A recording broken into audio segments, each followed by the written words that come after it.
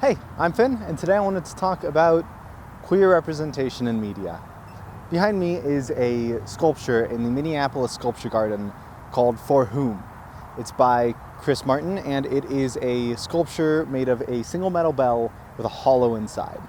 The purpose is that on the hour it sways in the breeze silently, and you can ascribe your own meaning to what it means, without any definition of its own. As a queer person who loves media, I have had to do a lot of filling in the silence with my own meaning. I've just never been very good at keeping that silence. I'm Finn, and welcome to a video essay about Voltron.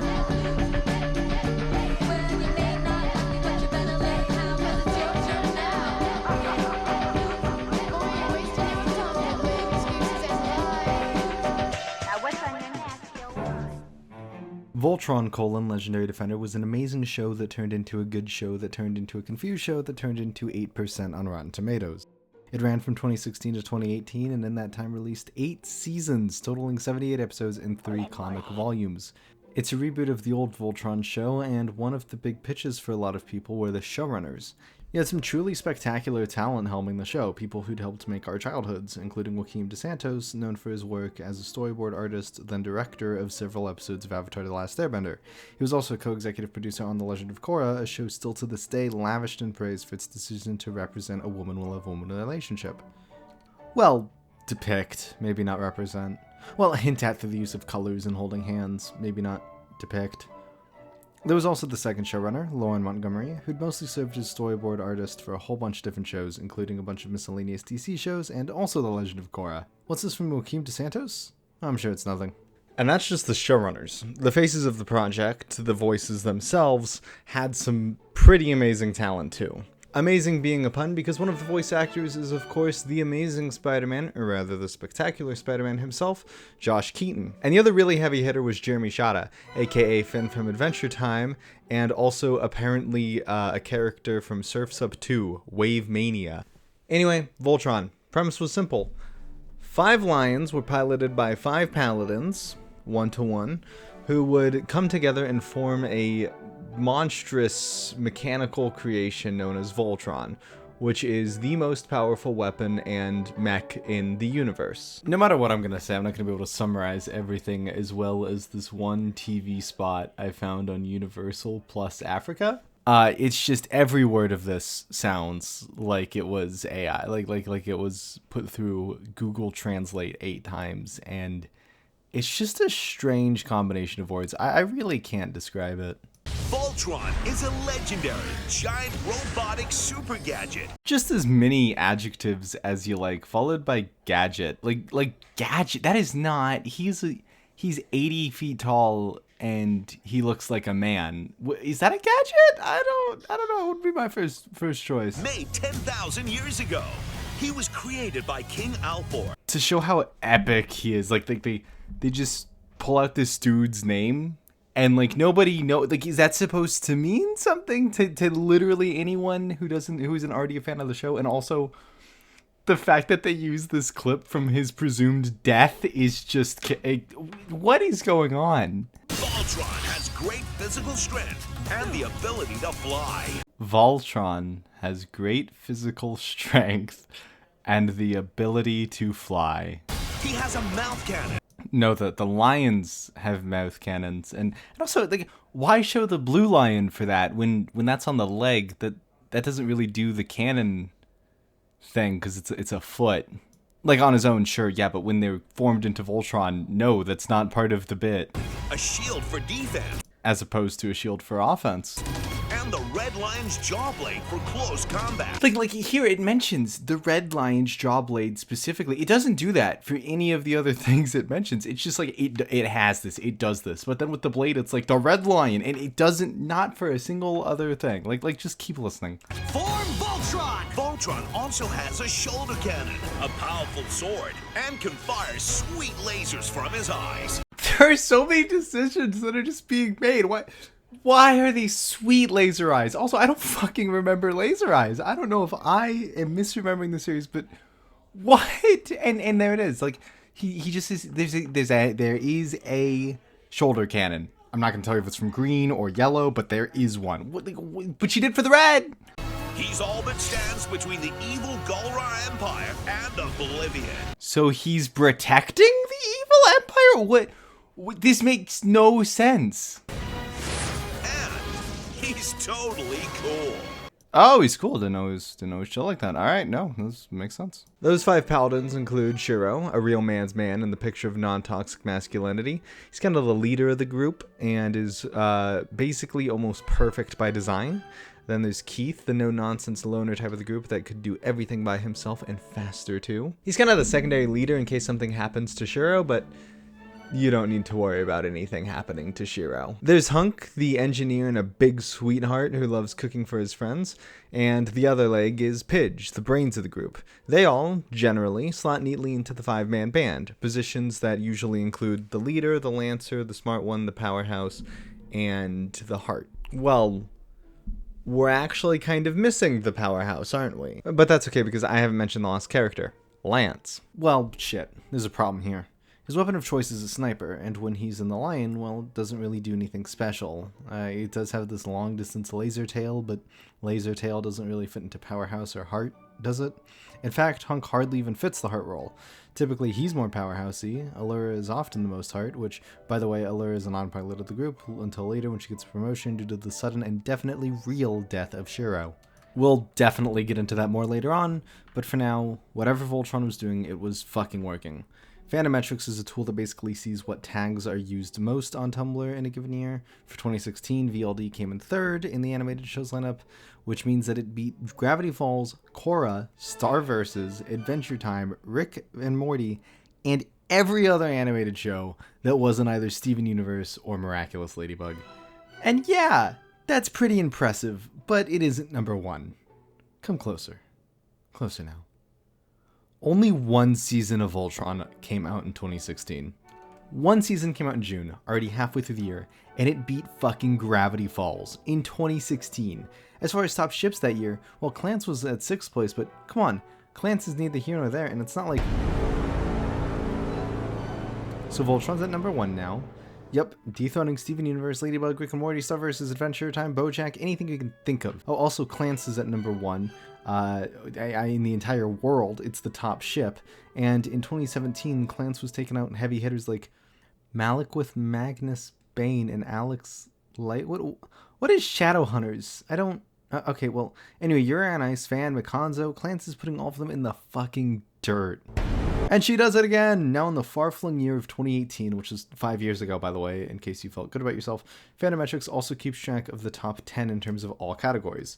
So to no surprise, Voltron wins again in animated shows, then gets 2nd place on all of Tumblr's top 10, with Klance once again securing an easy victory in 1st place of all ships. Do you know how fucking crazy that is? The only other time a ship has won twice in a row was... it didn't happen. Maybe it happened in 2021 and 2022, but 2022 is an archived rate, and I can't jimmy my way around it, so if anyone wants to check that, I'd appreciate it. Future Fin here, I actually did get it to work. I was just looking in the wrong spot, but yeah, no, record remains unbroken because 2021 had Destiel and 2022 had Byler, so no change here. Klance stays canon king. Also, fun fact, in 2016, Hux and Kylo were a more popular ship than Raylo, which is really funny to me. This was a fandom behemoth, and it was everywhere. It was obvious that Dos Santos and Montgomery had a huge hit on their hand with a 100% audience score, or a 100% critical score, and a 94% audience score. This makes me wonder what 2019's Fandometrics would look like just after the show ended. Any show that was any good would have, well, quite lasting staying power. I mean, in 2019, the same year I'm checking these Fandometrics, fucking Avatar The Last Airbender comes in 19th place. Scratch that, 13th place. Well, in 2019, Voltron is down to number 3. That's a shame, but it probably gets its steam back in 2020, or even if it just maintains that position, that would be huge for them and show a lot of staying power. I'm sure that in 2020, it'll keep that up. Voltron is now in 15th place, and the next year, in 2021, that falls all the way down to 58th place. Klance, what was once the top performing ship of all time in any fandom pretty much ever, is now in 39th place. 2023 ended with Klance at 83rd place, and Voltron didn't even make the top 100 shows. 1997's Buffy the fucking Vampire Slayer made that list. Riverdale made that list. Season 8 finished with an 8 audience score, and here's a petition with 32,000 signatures just to fucking redo the thing. What happened here?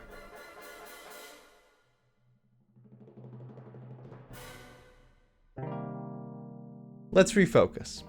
Believe me, as much as I want to talk about the entire sum of this show, which is very badly, that's larger than what the scope of this video should be. What we're here to talk about is the queer representation in the show, which, for many people, became exactly what the show was about. Voltron was out in this sort of pre-She-Ra, post-Korra world, where people weren't really sure what the rules of representing queer characters were. Steven Universe is busy trailblazing his way back to America after getting absolutely decimated by censorship in every international market. But the fandom that it had fostered and the refugees of the Korra fandom were looking for a new thing, something else that could represent them. The Steven Universe fandom had to find something to do. We were busy waiting on the next Steven bomb. And remember, this was in 2016, a year where people were trying their damnedest to do what they thought was the best thing, while also not understanding that trying to kill people for what they shipped was probably not that thing. It was also a genuinely scary time for a lot of people. Politics were messy and confusing and honestly fucking terrifying. I think for a lot of us, it was important to be represented because then at least it would have felt like there was somebody out there fighting for us.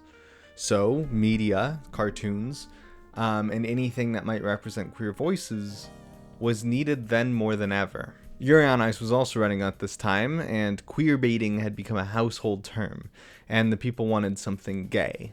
Oh, also, Homestuck had just ended, and the refugees were looking for a new fandom, and then along came a silver bullet for all of those problems I talked about. Voltron Legendary Defender. It came up to bat and it wanted to swing for every single code that we'd learned, whether that be queer coding or queer baiting or bury the gays, every trope, everything that the gays didn't like about how media handled them, it was here to do them. All of them. Now, I don't think, especially for seasons 1 and 2 and bleeding into 3, that this was intentional. The queer baiting, that is. At the time, the show was just expected to be its own little thing, mostly to sell kids' toys, and season 1 and 2 were both written at the same time before release, so there wasn't really any kind of time to intentionally add queer baiting or queer coding as a response to what the general audience became. Regardless of intention, we did get Keith and Lance. These two are a ship made in heaven.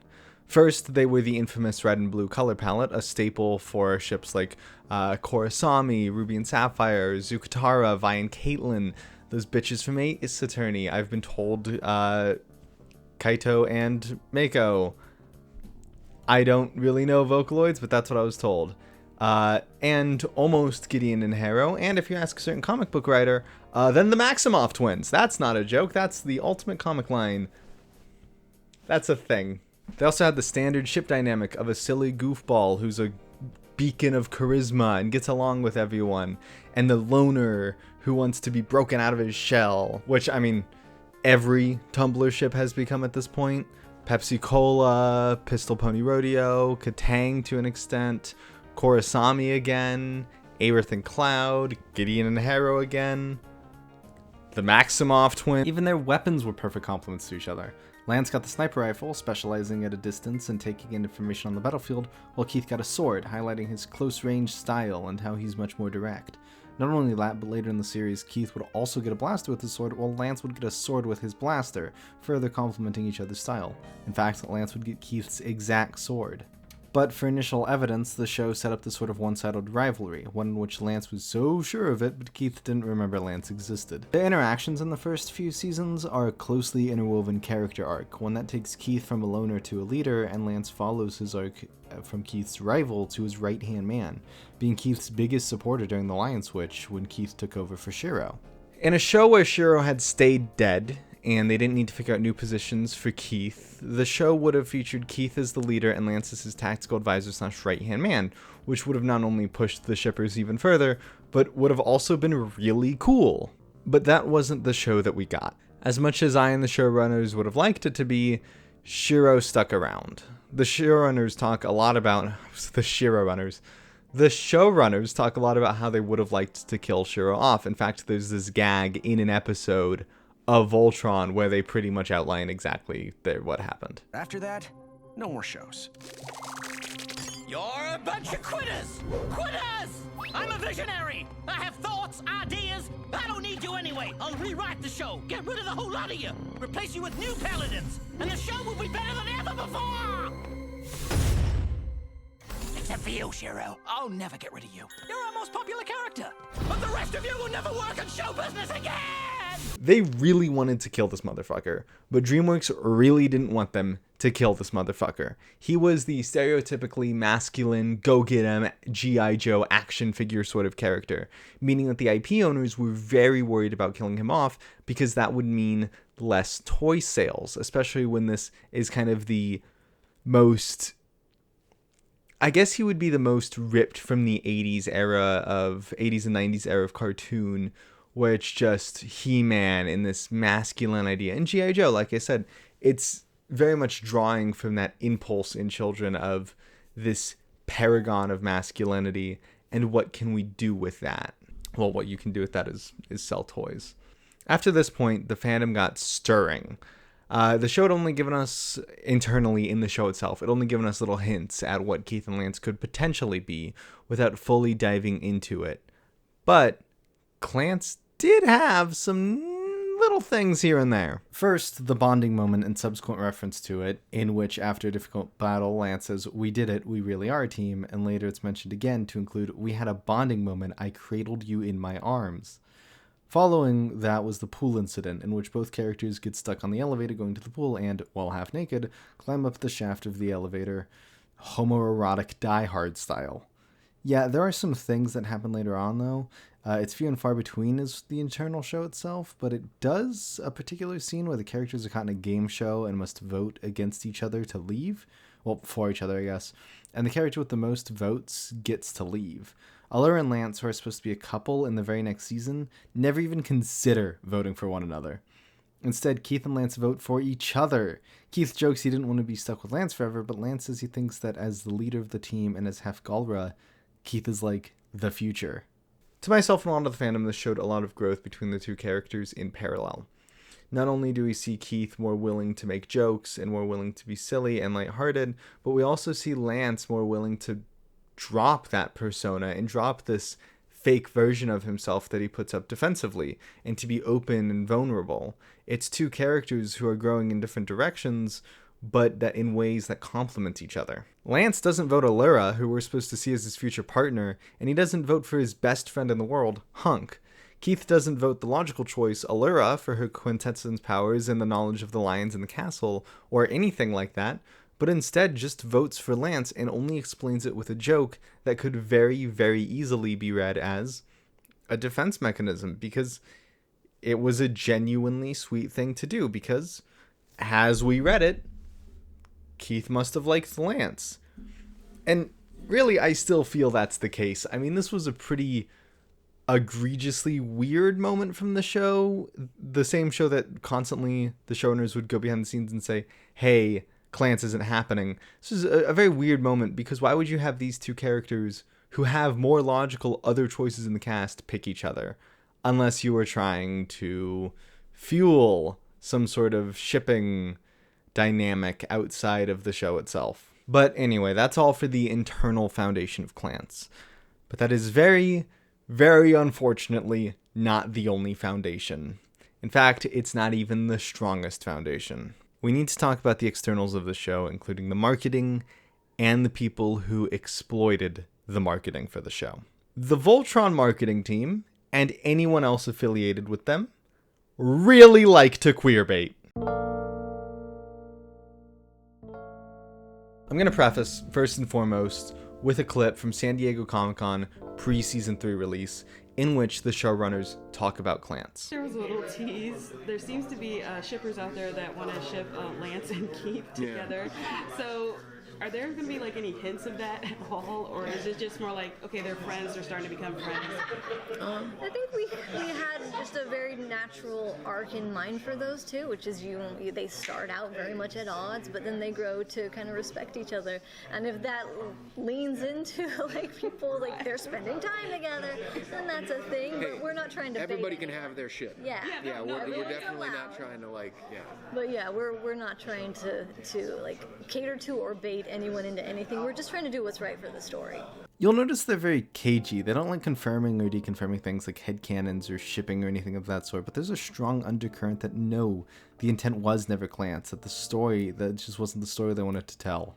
But that being said, at the same Comic-Con, not the same day, but the same Comic-Con, they'd also say, we wanted to know, one of the favorites is Klance. Do we see... Oh, I got some Klance. One of the favorites? Yes. The favorite. Do we see Keith and Lance as being truly compatible?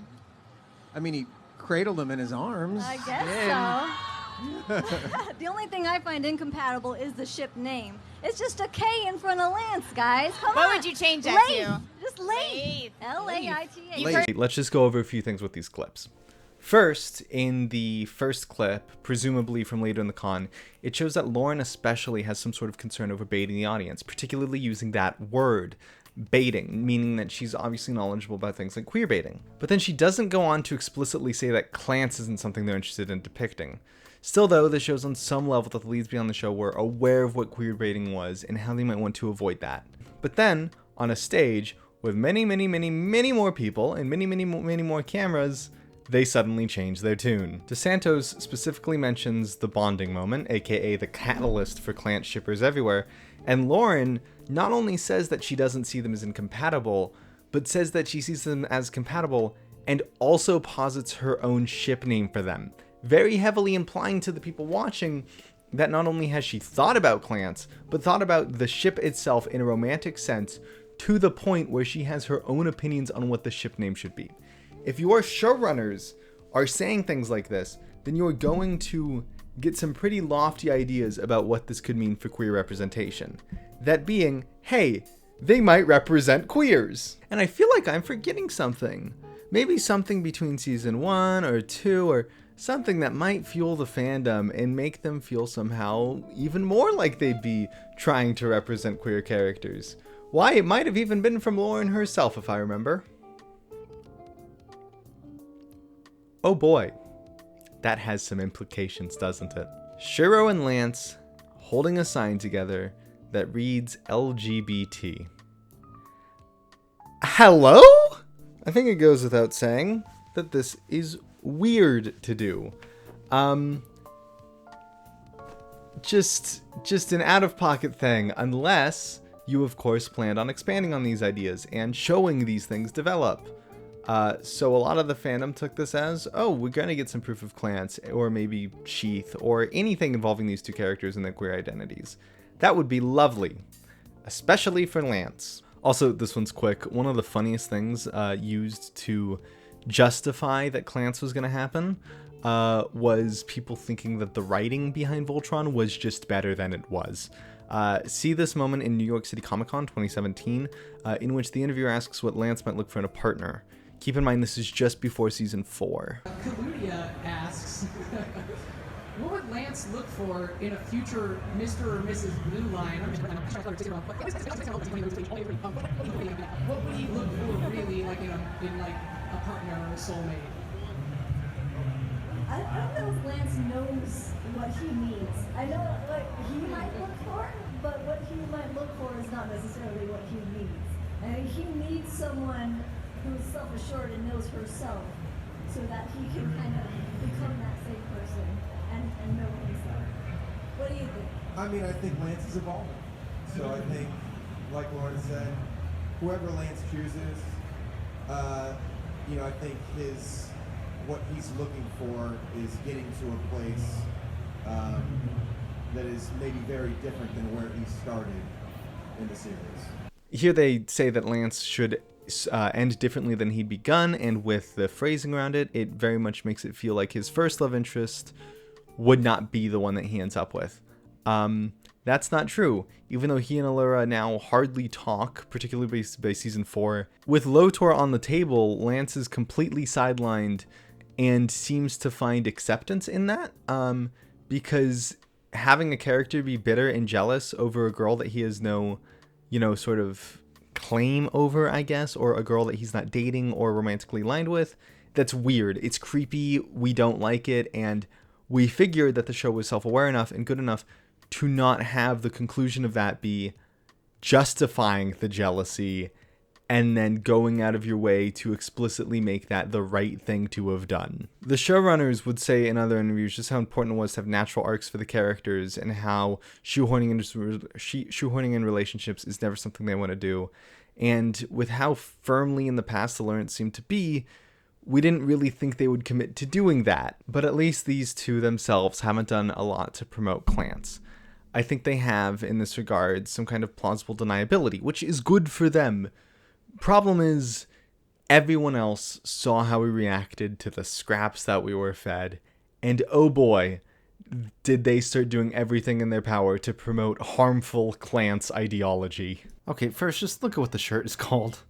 Later on, they'd rename it to the Keith and Lance shirt, but it stuck out like nothing else, and the damage was already done. A shirt that was licensed and official by DreamWorks, sold by Hot Topic, that used a ship name for its marketing and sales. Don't forget this shirt. Shirts will come up again, and it'll be much worse. Those who know. Okay, so a ship name was used to sell a product.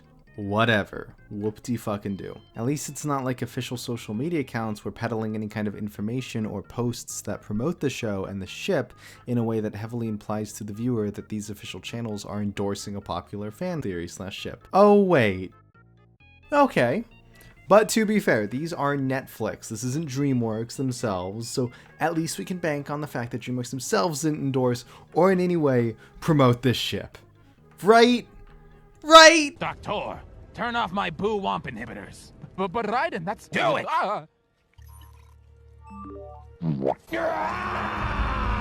Yeah, the YouTube videos being posted about the show on official DreamWorks accounts were being tagged with Klance. I don't have a direct image of that or a direct source from that, but I do have another source which was infinitely valuable and trustworthy throughout this whole thing. Now, we're going to get more into his work later, but this source did have the shirt, and it has so far been an invaluable resource, kind of keeping track of everything.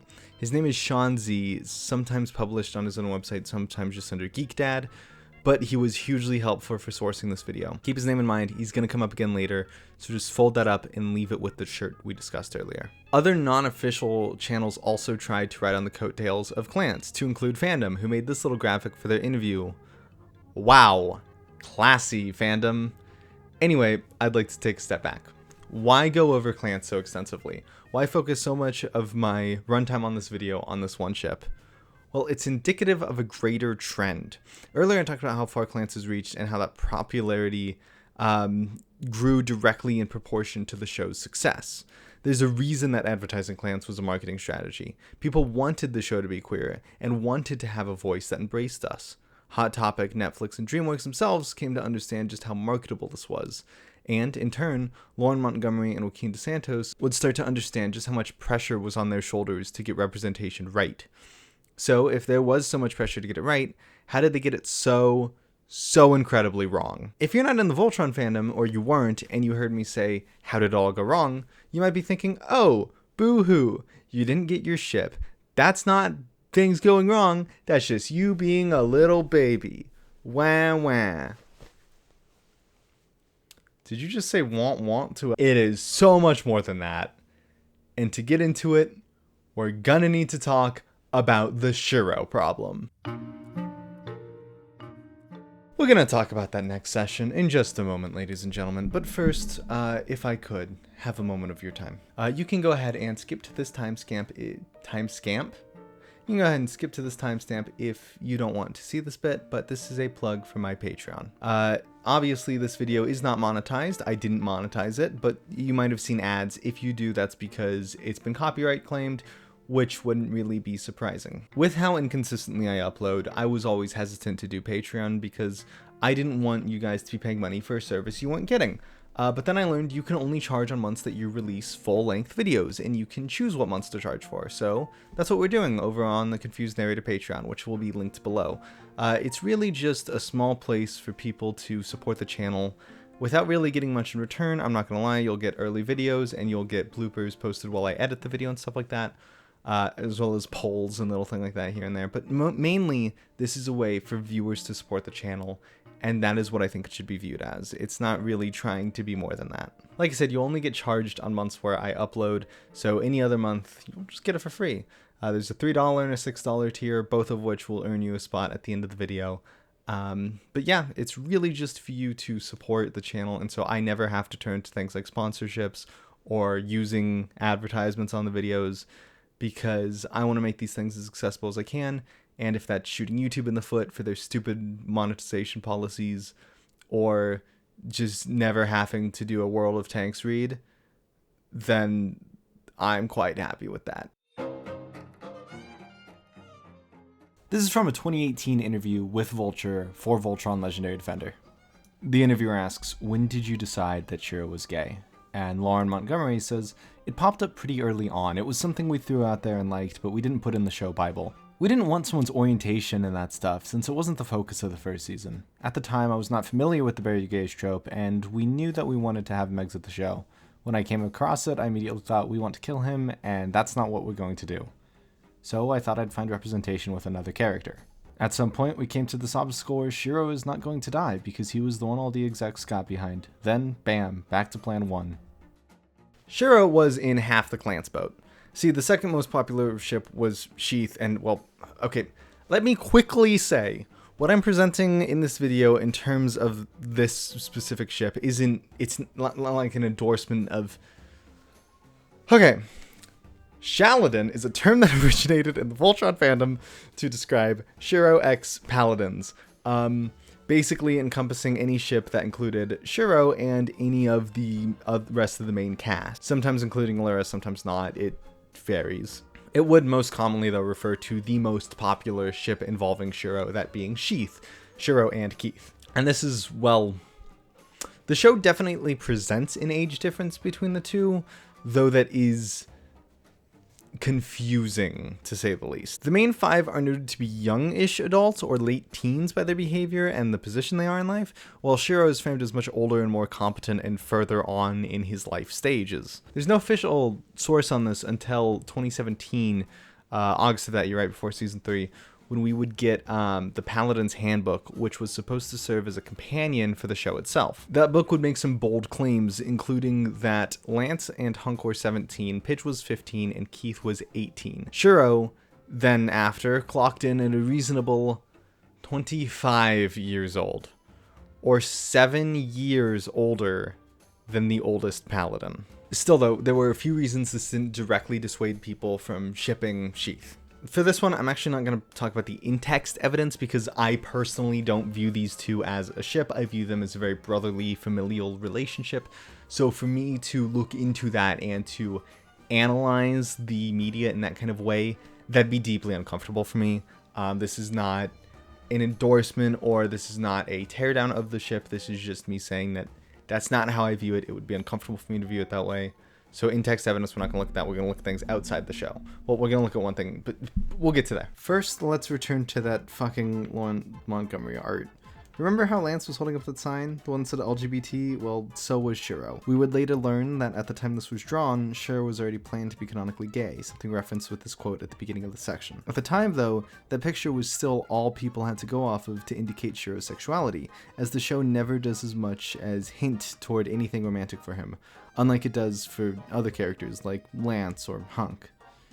Second, the ages. Seamus Kelly, for Den of Geek, around the release of the book, writes co-executive producer Lauren Montgomery and executive producer Joaquim DeSantos say that they haven't been given a copy to read and thus didn't check for possible errors. Montgomery believes much of the material in the book might have come from our Bible.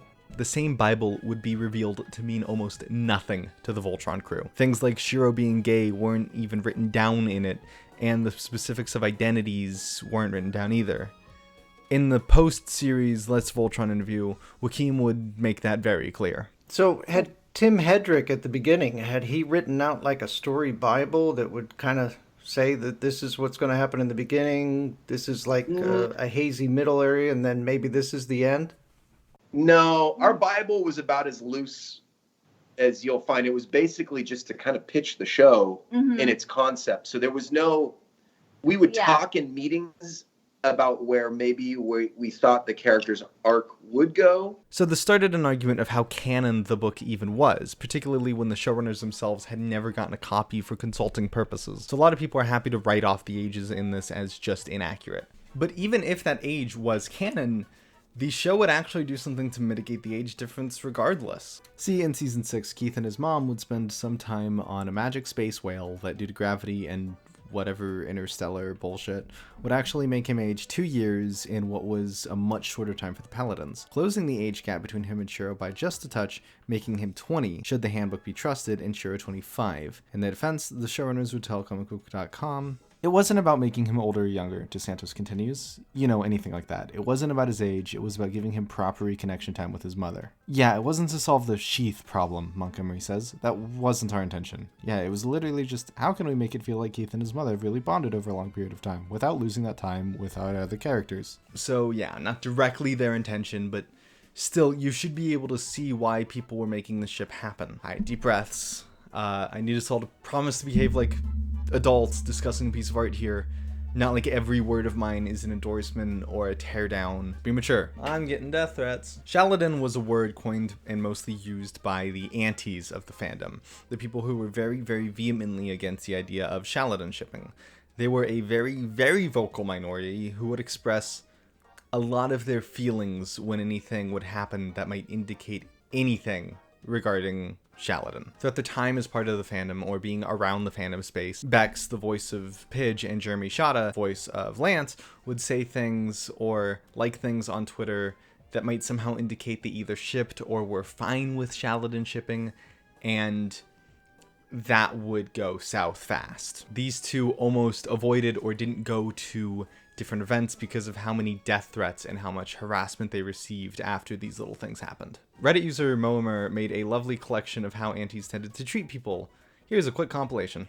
Trigger warning until this timestamp for sexism, racism, ableism, just everything under the sun, man. This shit's crazy. Are you autistic? Please choose only one disability. You can't be autistic and a Shaladin. There's no buts. Like, you shouldn't send people death threats. Period. You shouldn't have sent death threats. But there's nothing wrong with saying a woman has cancer because her daughter is a Shaladin shipper. Also, said daughter almost killing herself is no problem. She's 21, she can deal with being harassed and stalked since Christmas. Voltron fandom AU, where Shaladins disappear mysteriously forever and we're free from their nasty pedophilia supporting propaganda. Voltron fandom AU, where antis learn the definition of pedophilia and how to differentiate fiction from reality. Voltron AU, where you choke. Row. Right off the bat with the death threats. Sending death threats is pretty bad, but... Yeah, I've got a question for you. Why are you still alive? Do Klance shippers a favor and go kill yourself. This one is... As you can see from the unaltered screenshots above, taken in show, these two have the same eyebrow shape out of all the other paladins, which means they're brothers or are related in some other way. Which means y'all should stop shipping them together. That is exactly what it means when two people have the same eyebrows in cartoons. I'm not reading this one. I'm not. This is the racism. Don't look. Jesus Christ. There's more of these. They're linked in the below. You can read them if you want, but I'm done. I'm not here to condone or endorse or defend any ship, but people do not deserve to be treated this way, regardless of how they ship in fandom. These characters' ages are nebulous and fictional and non-canon, and they do ultimately behave as adults throughout the course of the show. I don't ship any of them, but I definitely won't be saying things like this to people that do. Oh, remember how I told you to remember that shirt? Well, I sure hope Hot Topic doesn't release another problematic shirt that uses the name Sheith in marketing with not only a more romantic context in the image, but also have their Twitter double down and make a point of how it's official and licensed. That would be a shame. Fuck! Okay, the stage is set, the pieces are in play, everything is about to come together for this one segment of the video essay that I've been working towards since the beginning. We can finally talk about the event horizon, the beginning of the show's bloody and violent end, and the reason why nobody remembers the show fondly. why it left no cultural impact, and why nobody would ever consider it to be queer media. Hunk? Yeah, we're talking about Hunk now. One of the funniest things to come out of the Voltron show, post-show, was the petition. This was one of very, very many petitions, all of which pushed to release a version of Voltron that the showrunners actually wanted to make, specifically season 7 and 8, saying that studio interference had changed things, saying that Lauren and Joaquim would not have released what came out, that their vision was clouded, or that someone had interfered with what they would have done with the show. A lot of people were defending the showrunners from backlash, saying it was DreamWorks' fault for how things went south, and how, with the Chatham situation, which we're getting to, was handled so poorly as a direct result of studio interference. I'm going to argue, though, that the cracks were beginning to show long before people noticed them in season 7. In fact, I would argue that the problems with the show started in episode 1, precisely at the 2-minute and 10-second mark, which you actually saw at the beginning. It looked like this. Unless you want to wipe beef stroganoff out of all the little nooks and crannies in this thing, you better knock it off, man! And then this.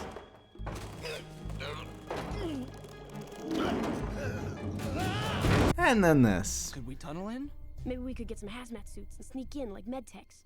Or we dress up like cooks, head back to the dorms, sneak into the commissary, little late night snack. Then this. Big man, lean left. Then this. This, you must eat. It's been 10,000 years. I'm not hungry. Man, 10,000 years?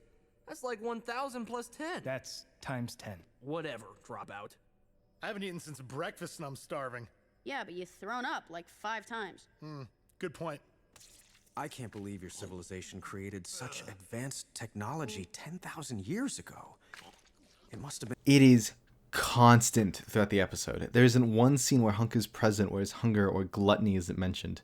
This character is supposed to be the cowardly, kind one, with the biggest heart on Voltron and the most reserved from daring adventures. Yet, in episode 1, Hunk severely breaks a boundary and crosses a very personal line by rummaging through Pidge's things with the excuse that he wanted a candy bar. Last night I was rummaging through Pidge's stuff and I found this picture. Look, it's his girlfriend. Hey, give me that! What were you doing in my stuff? I was looking for a candy bar. Does that even sound consistent with the rest of his characterization?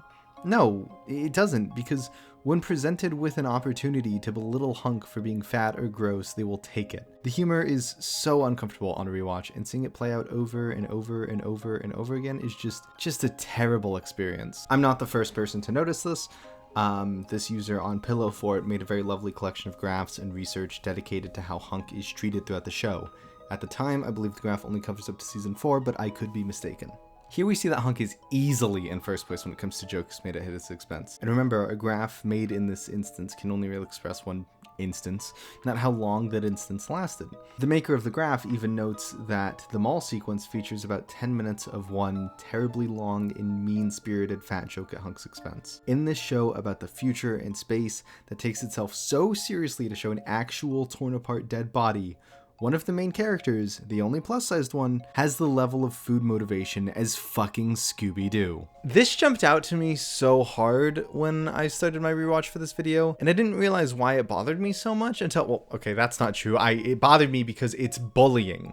It is fucking bullying in every frame that Hunk appears in. Lauren speaks extensively about how important it is for characters to be represented and shown as capable, like how Pidge could not only keep up with the boys, but beat them too, and how important Shiro being gay was, while still letting him be capable and move around stereotypes that are built around gay men. Where was that energy for Hunk? What really, really makes my soul feel vile is this quote from Joaquim. The future we set up is one where acceptance and inclusion is part of everyday life. The reality on Earth is that there is no more discrimination of any kind, and all of the issues that we face now, those are things Earth dealt with and have gotten past. He doesn't mean all people.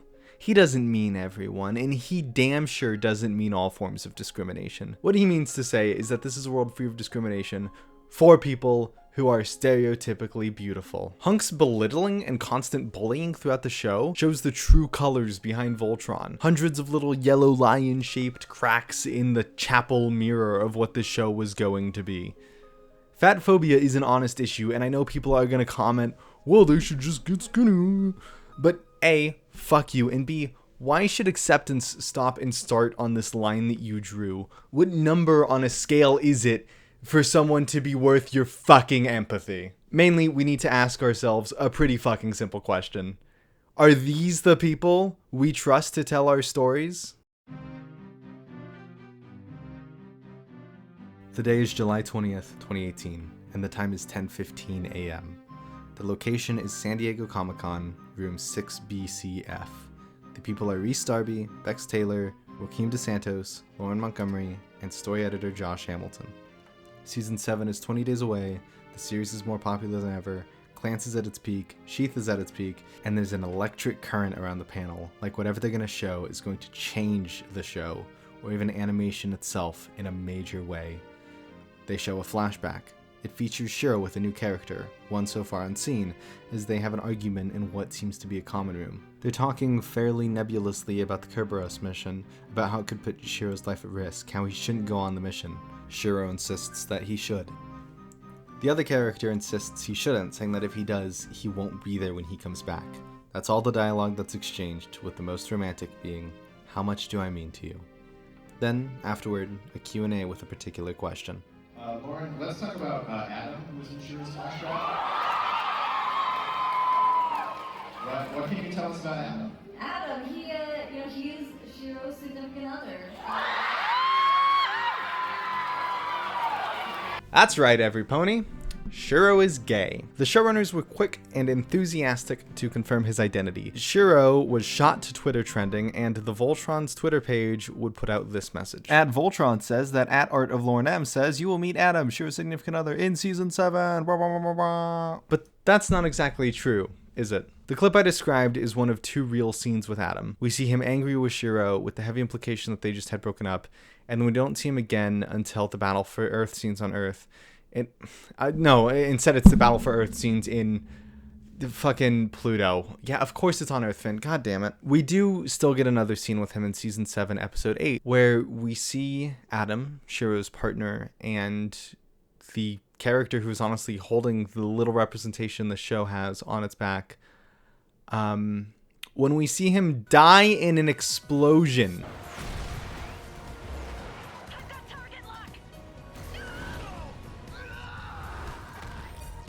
Adam dies in an explosion. He is killed in a fucking fireball before Shiro ever sees him again. And because the series kicks off with Shiro's capture, which then eventually leads the Galra to Earth, it is implied to be his fault. In a fiery explosion. Remember earlier? When Lauren said she became aware of the bury your gays trope, and that they decided they couldn't make Shiro gay because they didn't want to do that thing? Well, I guess it doesn't count as burying your gays if you use fucking petrol. My little brothers actually watched the show with me, and I had been chronically online throughout the release of season 7, and when we watched that episode, I went, wow, they really didn't do a lot with Shiro's boyfriend. And my little brothers responded, what? Shiro didn't have a boyfriend? They couldn't tell. The show had presented this in such a terrible, underbaked way that the target audience of the show, teenage boys, genuinely couldn't tell that the main character was gay. And I would argue that was the point. Let's give some benefit of the doubt. In the Let's Voltron interview, Lauren and Joaquim would say, here's the weird thing, right? So I'm going to give you a very, very loose, sort of fast and dirty breakdown of how it went down. So we had a pitch for Adam and Shiro. It made it all the way to like storyboards. It made it through premise, through script, through storyboards. It got storyboarded. It was like a day out from shipping. And then, we got called into a conversation where we were told we couldn't have Adam and Shiro in a relationship. So we're sort of in this weird position where we're like, okay, well, let us pitch you like a version where like maybe they're not saying things that are so explicit, and maybe, we can adjust the dialogue. So we pitched that back, and that sort of got rejected again. And at that point we were a little confused because, Overwatch was out and Steven Universe was obviously taking off. So we were sort of pointing at those things, and we were getting pushed back because it was like, well, you guys aren't creator owned. This is a show that's, more boy centric, like 6 to 11. And I know it sounds horrible, but these were the excuses that we were hearing back. So we were given like notes on how to revise the scene. We salvaged as much of the staging as we could. So like the original version had a lot of the staging the same, but they were in an apartment and not in the Galaxy Garrison Lounge. And, you know, Adam was changed to be like a flight partner and said, you know, make it very much like a Goose and Maverick relationship. Mm-hmm. That got produced. That got made. The entire season got made, and we were well into making season 8.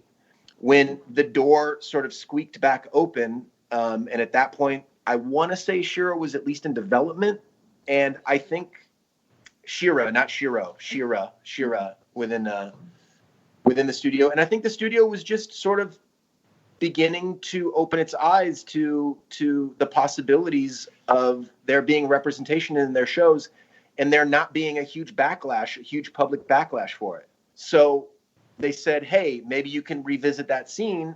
Adam's, you know, fate was already sealed at that point, unfortunately. And so we had this decision. Do we revise the dialogue and have some level of representation versus no level of representation? And we had to make that decision really quickly. And we decided to do it, hoping that confirming a character, being able to say that publicly would, you know, make some inroads and at least open more doors in the future for shows of this kind. And, you know, obviously things turned out the way they did. We were very aware of the trope of bury your gays, but we thought that this was a more important step to take. So according to Joaquim and Lauren, they made a very gay scene, were told to make it less gay, and then after they'd already made everything, Shira got put into development, and the basically, why can I only think the word devs? What's the name for bosses? Just DreamWorks themselves as a monolith came back and said, actually, we're cool with the gays now, so go ahead and put that back in. And Joaquim was like, we are out of money. We have nothing left. What do you mean just put it in? So without the budget or the time to redo any of it, they just did what they could to rework the dialogue and then shipped it out. Then at the end of season 8, we're treated to the epilogue where Shiro gets married to some random guy, implying that this somehow is his happy ending, even though most of the fandom didn't even know the name of this new character. And it seemed to violate what Shiro's character even stood for. Why would he settle down and retire? Could it be because the showrunners could, in fact, not figure out how to have gay be part of his identity while maintaining him as a hero? Could be.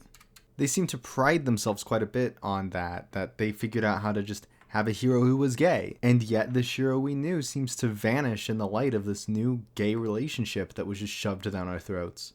Tim Hendrick, the writer of the show up to this point, who'd worked on a lot of the really, really good stuff in Korra and Avatar, left the show after season 6 to work on Fast and Furious Spy Racers. I assume for the money, and I hope for the money because, well... I would give anything for some froyo right now. What? My dream came true. Anyway, there was a roadmap that stretched the entire show, one made by Tim, but after he left, Lauren and Joaquim said that they completely threw out those plans and redid it from scratch. This makes a lot of sense, especially when you compare the quality of season 1, 2, 3, 4, 5, and 6 to seasons 7 and 8, which have the most dramatic and sharp turn in quality you've ever seen. Because there are things in the show that have a dramatic change in quality between season 6 and 7. Like, look at Allurance and look at Lotor, who had a full redemption arc. The show realized they don't have a bad guy, and then the show also realized that it didn't have a really shitty romantic subplot, so they just undid all of the legwork that had been done before and made an incomprehensible mess. Where's my source? Editor Finn here. I lost it. I have so many tabs open with interviews and Twitter threads and articles. I can't fucking find it. I was able to find this Trope Talk page that says the same thing, but I wasn't able to find where either of us sourced it. I thought it was a Let's Voltron interview, but I guess not. If you see something, do say something. Thank you. In that Let's Voltron interview, the interviewers would ask, why didn't Adam come back? Why didn't he somehow survive or be revived by quintessence magic or one of a million other things that you can do in sci-fi? And Lauren would say, you brought back Dibazol and Altea. Mm-hmm. So if they could come back, couldn't Adam come back? Well, I'm going to answer Danya's bit first. Okay. I think the issue that we ran into was we had basically made this whole story on Earth where, you know, the whole story was made kind of without us really having access to that relationship. And so bringing Adam back when he was essentially killed off as a straight man, it was not something that we had any need to do during our time on Earth. And so I think to bring him back at the end would have, in our story minds, just kind of like brought up those questions of, well, where was he when he was essentially killed off as a straight man? The queer relationship that they actually committed to, the one that they seemed genuine and dead set on actually delivering and developing and working with, was so underwhelming, unimportant, and vague that half of the relationship might as well have died as a straight man. Throughout all of this Voltron talk, you've probably noticed how I keep saying to the showrunner's credit, or in their defense, or the benefit of the doubt. I did that so that you might be able to feel in some way how I felt going on this journey, researching and reading everything that I stumbled upon. Do you remember Sean Z? I mentioned him earlier. He's written 2 follow-ups to his Voltron articles that he wrote around the time, 2 that seem to be the missing puzzle pieces that snap this messy, confusing narrative into place, and answer the biggest question behind the show's complicated, messy representation. Why? Sean, on the ending, writes, "I was stunned. The showrunners, who had pledged to care about diversity, who told us time and time again that we, queer people, were seen, had turned us into a public relations stunt. Shiro was no longer a hero, but the gay ex-hero they married to a man. Isn't it wonderful," straight commentators said, "that the show had a gay wedding? Isn't this so great for queer people?" But what I saw was a queer hero, suddenly distant from his friends, stripped of his hero status. We were left with a horrifying message. You could be gay, or you could be a hero, but you could not be both. Sean would also put together a 400-participant study about the queer representation in Voltron, in which 93% of respondents, each of whom were LGBT, claimed the show had a negative impact on the queer community. Sean writes, "And then I started speaking to people. And sources familiar with Voltron's production told me that not only did Dos Santos and Montgomery bypass diversity resources available to them, but they had treated diversity as a joke while working on the program. I confess, even after the final season, I really wanted there to be an explanation that exonerated Montgomery and Dos Santos. I wanted these 2 people who claimed to care about us to somehow not be at fault. It's again stunning in retrospect, because it was their show. Of course it's their fault, but I believed in them. And I wanted so badly to believe that I hadn't misplaced my trust. But every source I spoke to said the same thing. The issues with representation were the direct fault of Dos Santos and Montgomery. By the time the AfterBuzz interview occurred, I was already largely convinced Dos Santos and Montgomery were at fault. That wasn't helped by Dos Santos' curious claim on AfterBuzz that, despite the vast majority of queer consumers arguing that the finale was hurtful, he and Montgomery had done the right thing for diversity and queer viewers. Which begs the question, shouldn't queer people be the primary arbiter of what's good for queer people, not the straight writers? In another article, Voltron Partners not responsible for failures in gay inclusion, sources dispute claim from DreamWorks staff, Sean would speak with sources directly inside DreamWorks, many claiming that a lot of the problems surrounding Adam simply didn't exist. I would highly, highly encourage you to read both these articles. They're under Sean Z in the bibliography below. What caused this? What turned them from defenders of the universe to defenders of their own egos? It's plain and simple arrogance. They thought they knew better what we wanted than we did, and they gave us the privilege of consuming the content they put out, ignoring a hired diversity consultant, completely ignoring the backlash from before the seasons came out, and stripping away any proof of queer existence from every character, and then stripping away any proof of a heroic existence from their one queer. I guess that leaves us with one last note. The Magnus Archives is a podcast distributed by Rusty Quill and licensed under... That's right, motherfucker! We're not done yet! You've still got... that long left.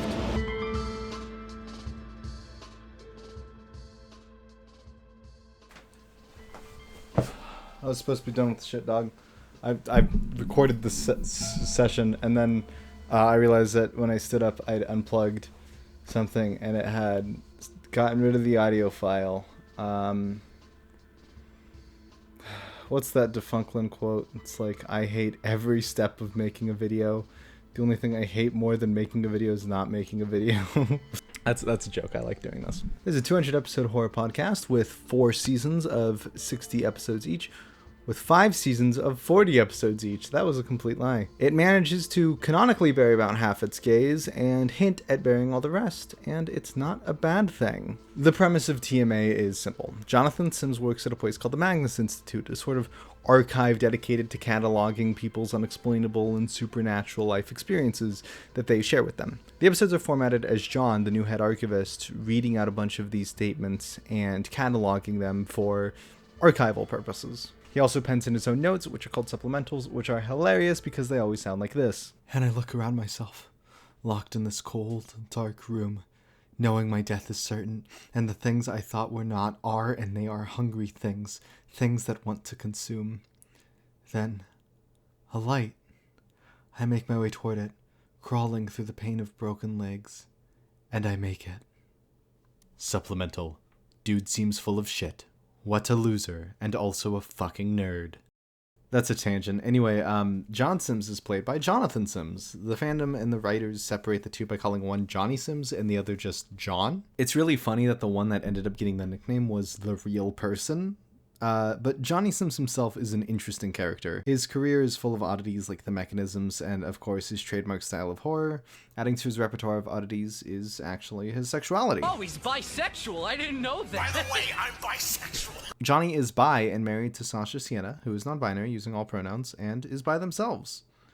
I wasn't able to properly source this, but I did find one comment in response to a Tumblr thread saying Johnny Sims confirmed on Twitter that the character is Ace, but that he might not call himself that because he hasn't done any questioning. As of right now, we're just going to call Jonathan Sims, or Johnny Sims, I guess, bi. Hence the reason that in both instances I did say bi instead of bisexual or biromantic, because I'm not 100% sure if it is either.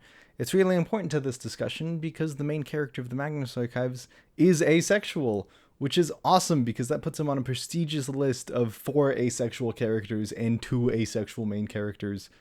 I'm hardly exaggerating. Look at the scroll through the Wikipedia entries for asexual characters versus all the other LGBTQ characters. I didn't give myself enough time, but basically there's only 9 asexual characters on this list of over 100. Bye. Now this is, to say the very least, refreshing. The debate has died down since the days of, ye old Tumblr, but it was briefly re-sparked by Jaden Animation's coming out video. But yes, asexual people are a core and important part of our community. What binds us together as LGBT is the lived experiences that differ from cisnormative society and how cisnormative society harms us for those differences. In asexual people, this manifests as often feeling broken or being told that they would develop or that they just aren't who they're going to be quite yet, which is demeaning and infantilizing and often leads to people feeling like something inside of them is broken, which is exactly the kind of thing that the LGBT community needs to fight against. That's enough of my soapbox for now. The chief manifestation of his sexuality comes in 2 relationships. The first is one that's in the long past with Georgie, who's bisexual, and she's actually the one that kind of lent out and put out into the world that he was asexual. She was the one who told the viewer. Georgie is a podcaster. She runs the What the Ghost podcast with the birth defect of not being able to feel fear. This could be read as a disability, and for the sake of the show, it is the one thing keeping her safe. See, it stops her from being consumed or taken over by the manifestations of fear that live just outside her universe and want to pilot people like sock puppets. She's voiced by Sasha Sienna, bringing the queer representation of the voice cast to 2. Sasha himself is genderqueer, using all pronouns, and as stated, Georgie uses she, her pronouns, but has a relationship with the second character of the show, Melanie King. Melanie King is not only visible queer representation, but also visible disabled representation. She gets blinded in one of the episodes intentionally so that the eye cannot affect her. Emotionally, though, she has been to therapy throughout the series because she got a magic ghost bullet shot into her, which made her very angry and want to kill people. But once that was removed, she got therapy and started recovering and feeling other emotions again. But then, like mentioned, she blinds herself and she takes it in stride. It becomes part of her and she's comfortable with it. She never makes comments about how she wishes she hadn't, or she wishes things were different. She accepts it as part of herself and then soldiers forward. It's very commendable. It also shows just how much disability can become part of people's identities and how important it is to respect that identity. Melanie is voiced by Lydia Nicholas, who identifies as non-binary, using she/they pronouns. They also critique capitalism, so thumbs up there. And our batting score is killing so far with the queer representation, isn't it? And that's not forgetting the kick-ass Frank Voss, voice of Basira, whose gender doesn't exist as far as I could find. And they not only voice Basira, but they were once part of the Mechanisms, a band with John Sims and some other recognizable TMA voices and names. He takes a lot of names from his friends. But they also somehow found time to be a surgeon, so good for them. Another point to the show is that the queer characters actually end up in meaningful queer relationships that push the plot forward and matter toward the development of the story. Obviously, the first ship, and one of the most important, is John Martin. If you check Fandometrics, like I've been doing, you will not see the ship on the main page, nor will you find TMA in the top 10s, not really breaching until 2020, aka during the show's 5th and final season. But my god, was the payoff worth it. From nowhere, TMA skyrockets to 15th place in, well, all of Tumblr, and then John Martin manifests in 14th place like a jump scare. Now, obviously, I'm not going to compare the two in terms of popularity, but, you know, what if I did? Using Google Trends, we can see that despite much more significant Using Google Trends, we can see a much more significant peak during its run for Voltron, but the Magnus Archives squeaked ahead around mid-2019, after Voltron ended, and consistently maintained its lead for the next few years up to present day, where it is about twice as searched. This is consistent with Fandometrics of this year, where Voltron no longer breaks the top 100 shows, whereas Magnus Archives still makes number 8 in web series. Obviously, that's comparing different categories, but the main ships in both of these media are in the ships tag, where Klance came in at 83 and John Martin came in at 51. Shit, John Martin, that's what I'm supposed to be talking about in this section. Let me refocus on that. Why did John Martin, which is a much smaller ship and a much smaller fandom, manage to find cultural impact and long-lastingness where Voltron completely imploded? In fact, John Martin was such a tiny ship in its origin that people didn't call it a ship. They called it the Navy because it was a tiny ship and a tiny fandom, and that felt more appropriate. And that's fucking killer, and that's what I'm calling it from now on. Anyway, the chief difference between the two is that the showrunners not only were the people they were trying to represent, but listened to the voices of other people they were trying to represent. I'm going to talk about this a little more, and I'd like to talk about specifically two ships that I feel show how the show handles queer characters. One of them ended up canon, one of them ended up not. To start, John Martin, aka the Navy. John's initial characterization is cold, distant, and too busy to put up with anyone's bullshit. Like I said with the supplementals, he doesn't really care much for other people's time. He's here to do a job and he'll do it right, and you better not get in his way. This puts him in spots of tension with the rest of his coworkers, particularly a coworker named Martin. In fact, their one-sided beef starts as early as episode 1, where John says,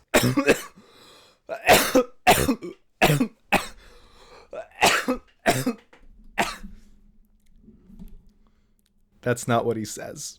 I've managed to secure the services of 2 researchers to assist me. Well, technically 3, but I don't count Martin as he's unlikely to contribute anything but delays. This is really funny considering that as the fandom develops, Tim would be the one that gets the kind of characterization of the one who does the least around the job, but no, Martin gets just absolutely torn apart by John, probably on account of his clumsiness. Martin's characterization is the polar opposite to John's. He's friendly, sweet, optimistic, and focuses more on life than just work. Still, this doesn't mean he totally lacks a backbone. In fact, as the series goes on, he learns to stand up for himself, mainly because he begins to understand that if you give away so much of yourself, there's going to be nothing left for you, or even for the people you're giving it to. Also, Martin describes himself as not the smallest guy, which most of the fandom used to headcanon him as plus size. Despite this, the show never makes fun of how gross or big he is. And yeah, you thought that hunk moment we did earlier wouldn't matter. You thought it was a weird tangent, but here it is, coming up a second time. I know what I'm doing. Grovel. Worm. So we've got one character that's serious, work-centric, mission-focused, pessimistic, private type, and another that's this more friendly, outgoing sort of figure who really just wants to goof around and make everyone happy. Sound familiar, doesn't it? Yeah, it's the Maximoff twin. As the show goes on, we get more and more of these two interacting together, which slowly build on each other to turn this little ditty into a full-on ship. Then at the end of season 4, Martin would get stuck in the lonely, his worst fear, total isolation, and John would go in to save him. Martin. John? I'm here. I came for you. Why? I thought you might be lost. Isn't that just so fucking sweet? They are just the fucking cutest. And that actually means that from this point on in the series, the dinghy is real. The ship also does something very fascinating as an exploration of John's asexuality. The typical trope of asexual characters are these cold, uninterested, often inhuman characters who seem more robot than person. This trope, in my opinion, comes from this place of these behaviors closely aligning with traits of autism, and the sort of general discomfort most people have of the sexualization with people with autism.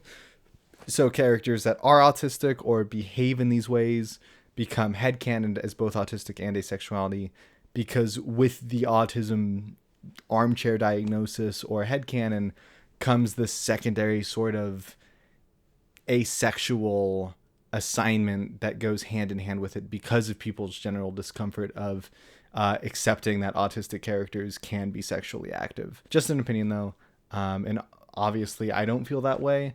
That's just how I think it often gets played out. John Sims, of course, isn't explicitly or textually autistic, though people do argue for the coding. In fact, on Twitter, Johnny would write this. Similar to some of the autistic archivist thoughts I've seen, I really love the idea, but it's not going to be canonically confirmed as it wasn't deliberate when I was writing earlier episodes. And I just haven't put the work in to be confident in it as a thoughtful portrayal. Still though, the Magnus Archives is not a show about good people and bad people. It's a show about bad systems. And how they impact the little people that get caught in the cogs of the wheels that are turning. John Sims is not cold and uninterested because he's asexual or asexual because he's cold and uninterested. He's just those things. He's just cold and uninterested because of the systems around him that are exploiting him and taking advantage of him and dragging him down and overwhelming him with such negativity and pain that it's easier to be cold. Throughout the series, John shows, as an asexual character, warmth and love, not only for his coworkers, but for Martin particularly, and this fondness, this overwhelming sense of love that I think was very intentional. The 5th season is completely focused on the two as they travel the apocalyptic remains of Earth. This is where things get especially interesting for John Martin.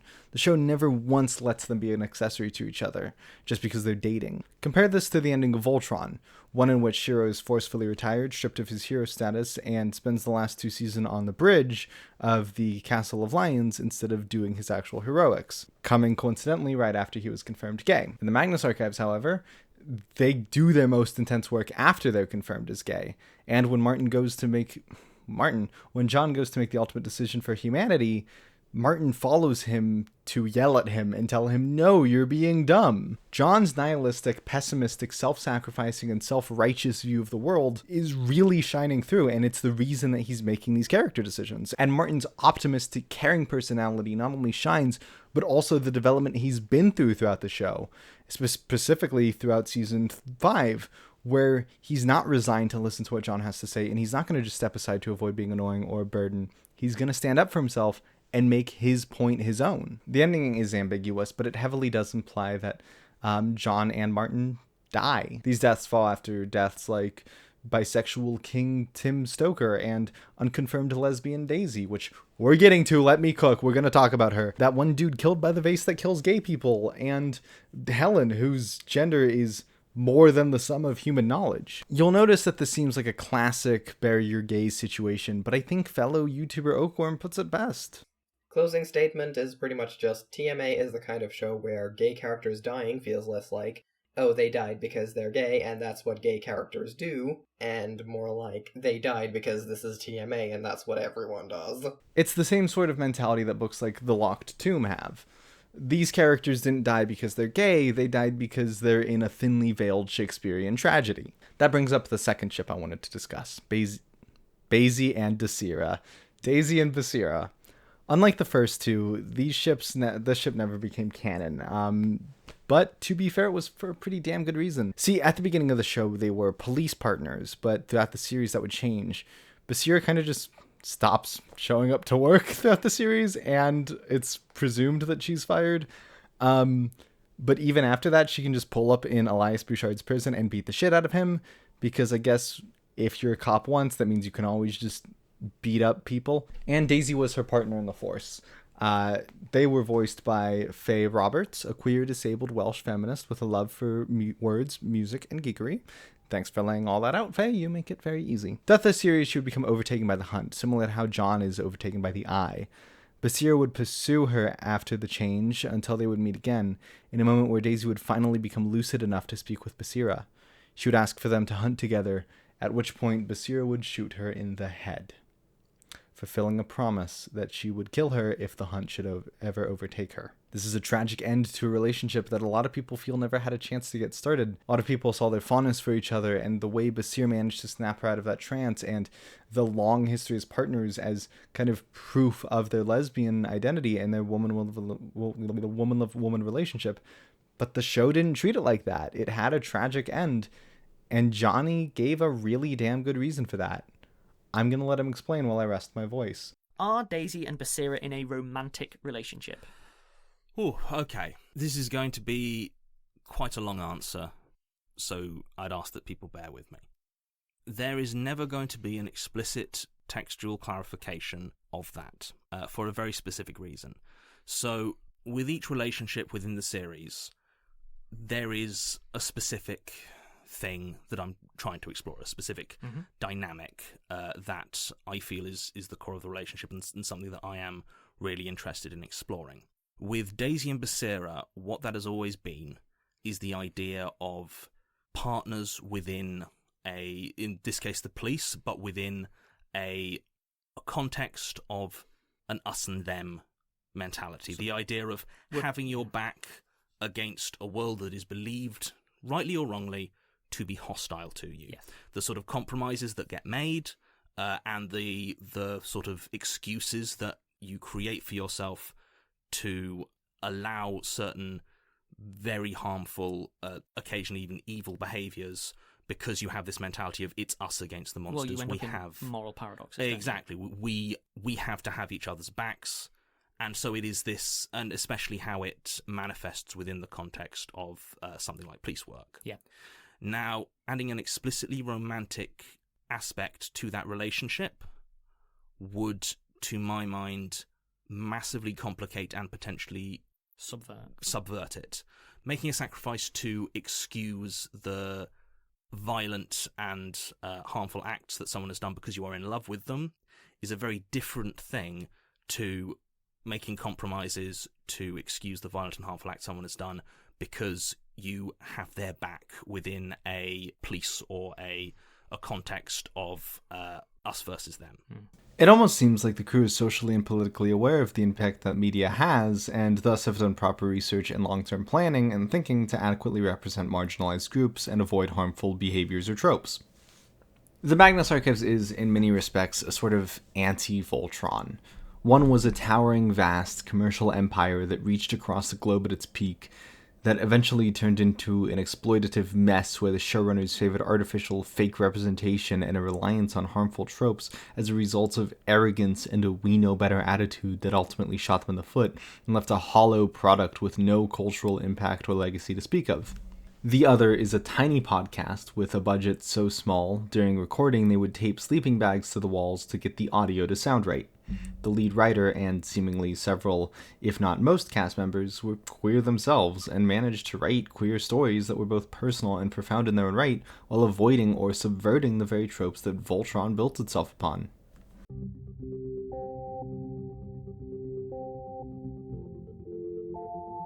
Night Vale is Baby's first audio drama. It was mine too, no worries. Still though, the story is rich with themes that I would consider to be queer. Firstly and chiefly, the acceptance and appreciation for the weird, uncanny, and unnatural. All of these words have been used to describe queer people throughout our lives as a method of alienating us. The idea inherent in the phrasing and purpose of saying such things about us is an attempt to dehumanize or to other us. If you want to fight to be us versus them, you need to point out exactly why they are them, which, saying it like that makes it sound like the homophobes are actually really just using non-binary pronouns for us, so A win, maybe? Regardless, when heteronormative society calls queer life and performance strange or weird or, and especially, unnatural, they're using these words as a blunt weapon. A weapon they use to bat us down and justify cruel and inhumane laws. They're using our differences to justify their hatred. Night Vale disagrees. Well, okay, unless you're a massive corporation, then it generally looks at the oddities and imperfections and weirdness of what makes people people. They embrace weird Arby's and Koshek, the floating cat that kills people in the men's turned unisex bathroom, and the faceless old woman who lives in your home, a radio host who may or may not be omniscient, a sentient patch of haze, Deb, and a mysterious glow cloud who is also the president of the Night Vale School Board, all hail, by the way. Oh, and of course, John Peters, the farmer. Cecil Baldwin, the voice of Cecil, actually does love talking about the show and has said words that, well, they bring me great comfort. The characters in Night Vale are not defined by what they look like, or their gender, or their ethnicity, or their physical form, Baldwin notes. They're defined by how they treat other people. Instead of crafting a world like ours, where oddity is villainized and differences are used to ostracize, bully, abuse, and justify atrocities, Night Vale presents a world where oddity is beloved, where everything that makes you special extends miles in any direction, becoming part of the community's identity. The story posits that violating the typical American norms is the norm. It argues that in this community they've made for themselves, everything they could be vilified for should be everything that they're beloved for. For queer readers, especially those who grew up separated from their communities for who they are, Night Vale shows us a better place. It pushes further than a promise of being accepted for your differences, like something like Hogwarts presents, and it argues that your community wouldn't be the same without you. That your weirdness isn't what defines you, it's what defines the people around you too, the ones who love you. Your queerness can't be erased because that would erase your community. So it argues that the two are inseparable. Star Wars, what's important is Finn and Poe. While the sequel trilogy was coming to theaters and Fortnite near you, the gays were clambering over Finn and Poe. We thought, in our naive little hearts, that they might be winky-facing each other. They show genuine concern for each other at every point in the story. This seems to be the only characters that do that. They laugh together, and they seem to be the only characters that actually like being around each other in the sequel trilogy. One of the cutest moments was Finn getting his name from Poe, then the jacket, and then wearing it until the very end of the series. Even Oscar Isaac, who plays Poe, says that he wishes they'd been written to be a couple by the end of the trilogy. Unfortunately, the truth is gay isn't in fashion around the world, and while you may want to be represented, the powers that be want to also be represented. In international markets, with more money. Unfortunately, that's how you get greenlit. You pander. And, well, it's time to consider that the people who have the power to create movies and shows and media that stretches the globe, they come from positions of privilege. Even if they don't mean to leave us out, privilege is a thing you don't think about. It's subtle, it's subconscious. Just think about how we write what we know. So if we're all writing what we know, and the people whose influence stretches the furthest, no privilege, then white, cis, hetero, and male, it presents an image of the world. One that is white, cis, hetero, and male. Now, obviously, I'm not saying that's always true. In fact, there are queer voices out there, and in our culture, they're getting louder than ever, being represented across more and more media, being shown to more of the world. At least they're trying to. Finn and Poe were never going to fall in love. Our existences have been far too politicized. To simply have a gay character would be an endorsement of our existence, which is a step far too far for many people. It would shut down international markets and destroy a bottom line, which is the sole purpose of a corporation's existence. The Owl House rose above this and represented queer characters without flinching. In exchange, they were ripped off the air. Steven Universe gave us lesbian and non-binary representation, and then they got destroyed in international markets and were given a terrible schedule, constant leaks, and miserable time slots in an attempt to deter its success. Voltron showed that even trying to play halfway can wind up just harming more than helping. So queer identities have been left to scenes that are easily erased or cut around, or existences can be washed out for a broader market. I love Night Vale, I love Juno Steel, I love the Magnus Archives. And I also loved Voltron. And I love Star Wars. For those two secondary media, I read them as I want them. I ship Klance, and despite everything that happened, I had canon Pidge is non-binary, and I'll die on the hill that Finn and Poe were the best relationship in those movies. Much better than the cousins kissing, at least. I also love The Wheel of Time by Robert Jordan. Most people come out with a particular reading of that series, that it's gender essentialist filth and not inclusive or sexist or a million other words, but damn, I read 4 million words just to finish the series, and what I got from it was that gender is a fluid thing that changes its meaning depending on culture. I read that story and I took from it the experience of a boy learning that his gender identity needs to be what he makes of it, not what his society told him it should be. When I read The Wheel of Time, I looked over the text and I found myself in this world so brilliantly crafted by the late Robert Jordan. Tolkien would say his stories aren't about war, and Jordan would say his stories aren't about gender theory, but I don't care. Those authors are dead. What's left is their work, the art. I sat down with these pieces, all of them, and I entered a conversation. That conversation is art in itself, and since I am queer, and I was half of that conversation, it was queer art. Do I believe that The Wheel of Time is a queer story? No, but I think the version of that story that existed when I read it was, and that it helped me find comfort and belonging and meaning in gender. So, to those shipping straight characters and finding identities and wishing the world was more queer, keep taking. Take these stories and engage with them in your own way. Write your own fanfics, draw your own fan art, make it yours with your own unique queer lens, and share that beautiful new art that forms in the middle with everyone you can. A lot of us can't afford to wait for other people to represent us. We can't wait for the scraps of a cisnormative society. It is up to us to create our own meaning, to show people who we are, and to show young queers who don't know just how much of a community we've built for them that we exist, and that there are places for them with open arms. I'm Finn, and I make video essays because I feel that's my way of contributing to this, of making queer meaning in a world that should be bursting with it. When I finish this video and when I send it out, the only thing I can think of is that I am so goddamn excited to see what you all create, what your queer voice says, what your unique voice shouts above the rest, and how you find your own meaning and give people that meaning. I'm Finn, and I'm so proud of what you're going to make.